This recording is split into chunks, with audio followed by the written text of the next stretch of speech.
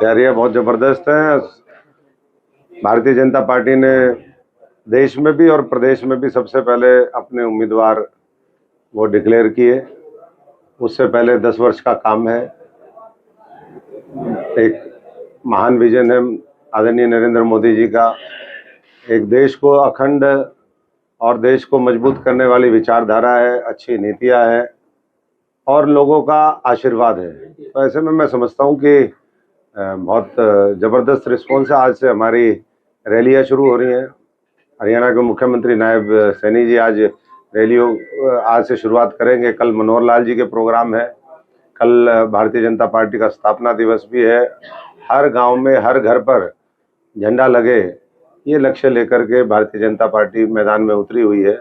और जहां जिसके पास समर्पित कार्यकर्ताओं की अनुशासित फौज हो, एक बहुत बड़ा संगठन हो, दुनिया का सबसे विशाल संगठन हो, तो मुझे नहीं लगता कि किसी तरीके का कोई वो है। और लगातार आगे भी इसी तरीके से और जो हमारे कार्यक्रम होंगे, रैलियां 7 तारीख को टोहाना की रैली है, 10 तारीख को कालावाली की रैली है और 11 तारीख को फतेहाबाद की रैली है। और हमने जो भी वर्कर मीटिंग है वो कर ली है, जनसंपर्क हमारे जारी हैं। तो मैं समझता हूं कि ऐतिहासिक वोट के मार्जिन से हरियाणा की 10 की 10 सीटें जीतेंगी और सिरसा भी उसमें टॉप सीट्स में होगी। तो पार्टी 10 साल में अपना संगठन नहीं बना पाई, तो आप उसकी दिशा समझ सकते हैं कहाँ है। जहाँ एक मंच पर बैठ ना सकते हो, लोगों के बीच में जाकर के उनकी भलाई ना कर सकते हो, वो तो जो है केवल और केवल षड्यंत्र करके सत्ता पे काबिज होना चाहते हैं। जो मैं समझता हूँ कि षड्यंत्रों से कुछ नहीं होता, मेहनत करनी पड़ती है, संघर्ष करना पड़ता है। देखा, आज उनके गठबंधन को भी देख रहे हैं।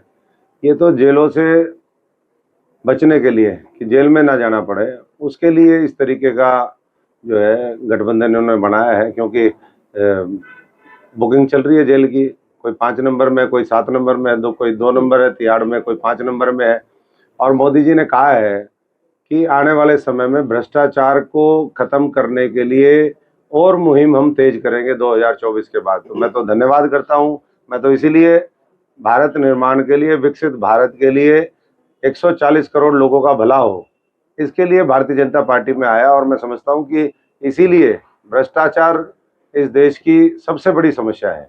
भ्रष्टाचार अगर खत्म हो जाए तो सारी समस्याओं का निदान हो जाए। किसान 35 साल के बाद आ रही है, उनका सिरसा वाले स्वागत करेंगे, क्योंकि यहीं से छोड़ कर गई थी। वैसे तो मुझे नहीं लगता कि कांग्रेसियों में इतनी हिम्मत है कि वो चुनावी मैदान में आए। बड़े बड़े जितने भी सो कॉल्ड लीडर हैं, वो तो खुद ही बचते फिर रहे हैं। वो कह रहे हैं तू लड़ तू लड़, नए लोगों कह रहे हैं तू लड़ तू लड़। वैसे कहते हैं मैं लड़ूंगा, मुझे ये चाहिए।